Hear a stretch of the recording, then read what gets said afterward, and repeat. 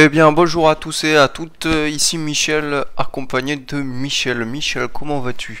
Eh ben écoute, je m'attendais pas à faire un deuxième épisode en ta compagnie, Michel, c'est-à-dire bien accompagné. Et oui, Michel, dans les derniers épisodes, il s'est passé une exploration du Nether. Alors attention, pas n'importe quelle exploration du Nether. Là, c'est la méthode du froussard, hein, on n'a jamais vu ça. Et pourtant, il sait faire ce qu'il sait faire, hein. Il a du skill, le petit, mais on sent vraiment que... Ah, on l'a pas dit à le dernier épisode, mais il a vraiment aucune couille. Ah bah, Michel, je m'attendais pas à ce que tu dises les termes à ce point. Allez, c'est parti pour le deuxième épisode. Et on est reparti, direction la forteresse, on dirait. Cette fois-ci plus déterminé que jamais, et il semble... Oh là, moi j'aime pas ça, moi j'aime pas ça, là, ce qu'il fait là. C'est oh, attends Michel. Oh, ouais, jolie esquive. Mais qu'est-ce que tu voulais dire, Michel? Ah, moi j'aime pas ça, moi je trouve ça trop... ça c'est un coup à perdre des flèches. C'est... Oh attends Michel, regarde, priorité au direct. Il a droppé une tête de Wither sur le premier qu'il a eu. Et on vient d'entendre le bruit du tch sur le bloc d'or. Ça signifie qu'il a perdu son bloc d'or. Mais Michel, qu'est-ce que tu voulais dire un peu plus tôt sur les flèches? Ouais, bah justement, moi c'est ce que je dis. Il gaspille les flèches, il gaspille, il fait que ça, il fait que ça. Le mec il oublie qu'il a une réserve de flèches et qu'au bout d'un moment, ah ça passe plus, tu te retrouves à l'épée, c'est là que les problèmes commencent. Ah Michel, tu dis juste et on regarde justement cette exploration où il va trouver un spawner. Un spawner, attention. Et c'est ça, il va bien le bloquer. Ah, ça c'est une technique très répandue, très dangereuse, hein, les Blaze. Ils tirent à 3 intervalles. Une fois qu'ils te voient, ils sont obligés de tirer au bout de 10-20 secondes. Il faut être là pour les esquiver. Il entre du coup dans cette forteresse et justement il va commencer à utiliser la technique de la barrière pour éviter les labyrinthes. C'est bien ça, et également du coup il va prioriser les actions. On trouve quelques coffres dans les forteresses, ça Michel c'est toujours très bien. Et oui, les petites pommes en or que l'on trouve, et on voit, moi j'aime bien ce qu'il fait là, il s'est ressaisi. Et il va faire un bouclier pour affronter les wizards. Qu'est-ce qu'il fait? Oh, tu as un bouclier, utilise-le du con. Oh mais c'est pas possible. Oh non, et ça me... Et en plus il l'utilise même pas, il pouvait l'affronter à main nue. Oh. Ah non, moi ça me met hors de moi ça. Là, il y a un deuxième Wither, cette fois-ci, voilà, bon. Les Wither squelettes, c'est assez simple de les avoir. En fait, ils ont, regardez, ils ont pas de genoux. Du coup, ils peuvent pas se... Quoi? Oh, Michel, c'est trop, ça. Ah oui, une chance légendaire. Mais peut-être qu'il a mis XD dans le chat. Ah, ça, Michel, ça, moi, je... mais on va peut-être avoir un Wither squelette à se mettre sous la dent. Ah, moi, j'aimerais bien commenter un Wither, mais hey, qu'il me le fasse pas sous terre. Moi, je veux un vrai affrontement à main nue, hein. Ah, la plus belle façon de faire un Wither, en effet, Michel. Dehors, et on le tabasse à main nue, on le tabasse à l'épée, on se cache pas dans une grotte. Et on peut le voir, il continue, il commence à accumuler des Blaze Rods. Hein. Ah, c'est ce qu'on m'a toujours dit, moi, c'est le looting 3. Ça te fait gagner du temps. Ça te fait gagner du temps. Et on voit tous ces efforts, on payait quand même. Hein. Ah, une stratégie de froussard, mais là, il a la Nether Wart, ça y est. Et il va affronter des mobs. Oh là là, mais moi j'aime pas ce qu'il fait là. J'aime pas ce qu'il fait là. Oh, qu'est-ce qu'il y a, Michel? Ah, quand tu as la Nether Wart, faut retourner aller chercher les potions, c'est tout. Tu réfléchis pas sur le reste, tu cherches pas. Là, il essaye à faire le kéké, ça va lui retomber dessus. Et il va pas les avoir, sa troisième tête de Wither. Ah, là, regarde, il se prend déjà un cœur. Power de punch. Et bah, ça, Michel, ça, c'est pas souvent qu'on voit des arcs comme ça. Ah oui, mais c'est ça, mais là il fait n'importe quoi. Ah bah voilà, qu'est-ce que je disais. Ouh là là, le bouclier mal utilisé, il va se prendre au moins 2 coups d'épée. Ouh là là là là, les dégâts qu'il prennent, et c'est la première pompe en or qui va être consommée. Là il s'est un peu trop enflammé. Peut-être qu'il a compris justement, il est en train de se retirer. Ah non, il va s'attirer les foudres d'un nouveau Wither. Ah ça y est, il prend les responsabilités nécessaires. Ah mais oui, mais comme tu l'as dit Michel, pourquoi diable aller aussi loin? Le Nether est une dimension très dangereuse, ça ne pardonne pas, et vaut mieux éviter de prendre des risques. Oula, oula, oula, attention, là il est aux mains avec les Blaze. Il y va, oula, attention, on a l'impression qu'il est un peu possédé le gamin là, qu'est-ce qu'il fait, qu'est-ce qu'il fait? Oh, c'est bien négocié, ok. Il va en tuer un autre, ok. Il en a combien? Il en a 13. Et là il monte à 15. Oh c'est bon, il a ce qu'il faut, c'est bon. il va plus se barrer. Et bah Michel, j'ai l'impression que l'affaire est quand même rondement menée. Ça aura pris plus de temps que prévu, mais il l'a fait. Il a enfin les potions. Il en a fini avec ce Nether qui lui aura pas fait beaucoup de cas. Oula là, qu'est-ce que je vois là? Ah, ça aurait pu mieux se passer. Moi, je pense que dès la première expédition, il aurait pu le finir ce Nether. Il a pris, il a perdu du temps, il a pris des risques inutiles, il a fait chier tout le monde avec 3 cliffhangers.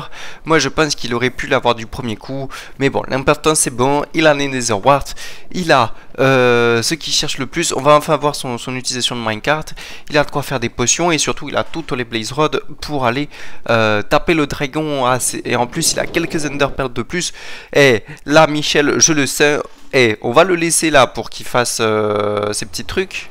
On va le laisser avec Maël, mais je pense que une seule chose est sûre, c'est que là, l'end il est plus loin. Et merci à tous, merci les gars en tout cas d'avoir pu commenter ça. Et on se retrouve du coup, alors ça y est, on a les potions, on a réussi cette end enfin, et on va pouvoir se poser, on va pouvoir faire les potions et aller dans l'end. Non, je déconne bien évidemment, on va faire 5 épisodes de bricolage pour finir la base proprement, et après on ira dans l'end. Non d'accord, on va faire 1 ou 2 épisodes, on va voir. Et donc c'est reparti, on va continuer du coup à terraformer la base, enchanter une pioche, on va obtenir du Unbreaking 3, on va récolter de la neige, on va tout simplement continuer donc à aménager ces murailles que j'ai construites il y a quelques temps. Assumer un peu cette muraille et essayer de faire quelque chose de plutôt propre à l'intérieur. Donc on va réaménager la base donc au niveau du nivelage, ce qui va nous demander une mise à jour donc de la muraille, ce qui va nous demander également d'essayer d'avoir un seul niveau à peu près plat sur l'intégralité donc de cette seconde partie de base. Donc pour ce faire il va me falloir pas mal de ressources et également il va falloir réaménager la base. Donc pour ce faire on va virer les vaches qu'on avait mis dans un enclos à l'intérieur et on va leur faire du coup un vrai enclos extérieur cette fois-ci, des vaches AOP mesdames et messieurs, élevées en plein air, fraîcheur de Moscou, tu connais. On va continuer justement en nivelant, mettant à jour du coup la muraille qui devenait trop basse à certains endroits, et on va également remettre à jour donc cet enclos à lapins, histoire que on puisse toujours avoir accès à cette ressource. On oublie un peu, hein, mais ça fait pas mal d'émeraudes, vu la proportion de lapins que j'ai, vu la proportion de vaches, j'en tue 4-5, je me fais une vingtaine d'émeraudes, c'est très facile, on peut reproduire énormément. Donc on continue justement à réaménager cette base avec l'objectif du coup le rez-de-chaussée qui serait plutôt pour moi, et le premier étage donc qui est là sera plutôt à destination des PNJ. On va commencer justement à leur construire un HLM. Un HLM du coup pour des villageois, bon, hein, c'est des ouvriers donc je trouve que c'est plutôt approprié. On va tous les entasser là-dedans, on va mettre leur métier, on va espérer qu'ils viennent pas trop vers chez moi, mais de toute façon j'ai une porte en fer pour les éviter de rentrer, et comme leurs lits sont présents dans cette maison là, ils resteront dans la maison. Et plutôt au niveau du premier étage. Comme vous l'avez vu au niveau du style de construction que vous ne voyez pas à l'écran, donc j'y reviendrai un peu plus tard, voilà. On va devoir miner pas mal de ressources, c'est des choses qu'on n'a plus forcément, donc on va miner du granit, on va miner du teuf, on va continuer à miner du bois aussi, hein. Couper du bois ça va être très important pour avoir beaucoup de ressources. Donc au niveau du style, un sol en granit, plutôt classique, mais j'aime bien la teinte rouge rosée que ça donne. Et on va rester sur cette teinte un peu rosée en mettant justement le nouveau bois. Donc le bois de cerisier, ce bois de cerisier du coup qui donne une teinte mauve que j'apprécie beaucoup, et je trouve le mauve foncé comme ça avec du marron, au niveau du style je trouve pas ça moche. On va continuer du coup l'aménagement donc de cette maison en faisant du coup un premier étage. C'est un logement qui va être assez grand, on leur offre même une petite terrasse au premier étage. Si ça c'est pas sexy, je sais pas ce que c'est. On va continuer à mettre du bois un peu partout, donc du oak, cette fois-ci qu'on va utiliser pour faire le sol et le plafond. C'est un matériau qui je trouve s'adapte mieux, et ça permet d'éviter d'avoir plusieurs teintes de bois, sachant que de toute façon dans ce monde en Arctique, le bois c'est plutôt limité, j'ai que 3 types de bois à ma disposition. On va faire justement une toiture en 2 parties, donc une première partie en chêne qui va surélever justement la partie en bois. C'est toujours assez stylé comme type de toiture, donc je préfère réutiliser ce point. Et oui, dans Minecraft, on utilise des escaliers pour faire de la toiture. Ah, cherchez pas. Mais ça rend plutôt bien. On a justement ce magnifique panorama qui nous permet de haut de notre colline de constater l'ensemble du monde qui s'étend devant nous. Et évidemment, on n'a pas mis cette vue panoramique de l'autre côté puisque sinon on verrait qu'une grosse colline. On va poursuivre justement la construction, la finition du logement avec cette fois-ci du coup tout ce qui va être fence. Donc au rez-de-chaussée on a installé tous les lits et à l'étage on va utiliser quelques petits blocs qui permettent justement aux PNJ de faire un peu leur transition. On poursuit le building cette fois-ci en faisant un accès aux grottes qui est plutôt un meilleur accès aux grottes tout simplement. Le problème c'est cette échelle, hein, vous l'avez vu il y a un ou deux épisodes, c'est 20-25 secondes de perdu, donc je préfère refaire ça. Et également du coup on va refaire proprement cet accès aux grottes avec justement une belle entrée, un bel endroit. Et pour ce faire du coup on va essayer de trouver différents patterns. Donc déjà on va mettre un ascenseur à eau. On réutilise justement le tuff qu'on a miné un peu plus tôt qui donne cette polish tuff que j'ai découvert. C'est un bloc tout récent et qui est plutôt stylé. Le pourtour va être fait à base de cuivre et on va utiliser de la nether brick pour la descente. Également du coup ça nous permet d'arriver à notre entrée de caverne qu'on va également décorer. Pour ce faire il va me falloir du cuivre, donc on est reparti en minage.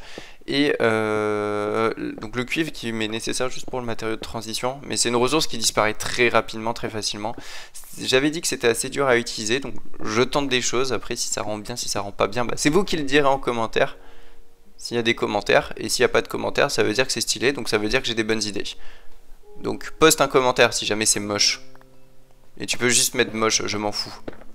Autre matériau qui nous sera nécessaire également pour la construction, ça va être du tuff, du calcite, du smooth basalt. Des matériaux qui vont me permettre justement de faire un sol type échiquier. Qui rend plutôt bien là encore. Et on va justement faire le mur à base de tuff. La tuff brick, c'est un matériau qui au niveau du visuel est toujours très intéressant. Et on va faire ce que faisaient tous les gens Kiku en 2014. C'est-à-dire utiliser de la lave comme système d'éclairage. Ça fait toujours quand même son petit effet. Et petit plafond avec des petites arches, des petites voûtes. Ça aussi, ça rend toujours très bien, c'est très stylé. Donc ça y est, on a un ascenseur, on a un couloir, on peut accéder à nos grottes. Mais Maël, t'as plus besoin d'accéder à tes grottes. Oui, je sais. J'ai plus besoin d'accéder à mes grottes, j'ai plus besoin de farm, j'ai plus besoin d'émeraudes. Mais laisse-moi finir ma base. Laisse-moi enchanter des items. Efficiency 4, c'est naze. C'est naze, c'est pas grave, on va réenchanter. On va récupérer le Repair and Disenchant pour récupérer un peu d'XP. On va récupérer également du copper. Bam, re-niveau 30, on y va, on réenchante, pas Silk Touch, pas Efficiency, mais Jump Efficiency 4, Silk Touch, bon. Tant pis, on a pas de chance sur les pioches, ça arrive. Ah, mais attends, post-prod, là je suis en train de faire le commentary, mais j'aurais pu utiliser... j'ai une pioche Unbreaking 3. Et vous le voyez pas en vidéo, hein, mais j'ai supprimé le Efficiency 4 Silk Touch. Je l'ai réparé des Sunshot. Ah mince, ça c'est la boulette. Ah bah ouais, ça c'est la boulette. Puisque vous le verrez après, mais c'est un peu la boulette. On va farmer, donc on va récupérer un PNJ fermier justement, du coup on peut récupérer enfin des émeraudes. On va commencer la décoration donc de cette ferme qui nous a donné tellement d'émeraudes et qui va continuer de nous en donner. On va lui rendre honneur, on va l'agrandir, on va également la décorer. Et pour ce faire justement on va utiliser les nouveaux blocs, donc ces blocs du Nether qui sont arrivés il y a 5 ans, donc ils sont pas si nouveaux que ça. Et on va les utiliser justement pour faire la décoration en prenant le rouge, également les shroom blocks, tous très efficaces. On va remonter à la surface, du coup acheter des pioches Efficiency 2 en fer. Donc on va acheter des pioches Efficiency 2 alors que j'avais du Efficiency 4 et que je pouvais fusionner ça avec du Unbreaking. Mais à ce moment-là, vous saviez quoi? Je pouvais pas le faire. Pourquoi? Puisque j'avais oublié que ça existait, en fait, les enclumes. Là, c'est la première enclume que je fais. Et là, justement, on répare la pioche, puisque de mon point de vue, c'était « Ah, la pioche ne peut pas être réparée, c'est pas possible. » Voilà. Donc on est au 8e épisode et on vient de découvrir qu'en fait je connais pas le jeu. C'est pas très grave. En tout cas, cela va conclure quasiment le 8e épisode. Et du coup on va passer à la preview. Donc le prochain épisode... Ah, j'ai une phrase à écrire, j'ai loupé. Bon c'est pas grave, je vais pas louper la... Qu'est-ce que c'est que ça? Non mais je me suis encore trompé de map. Ah non attends, mais c'est le build. Mais je spoil. Non.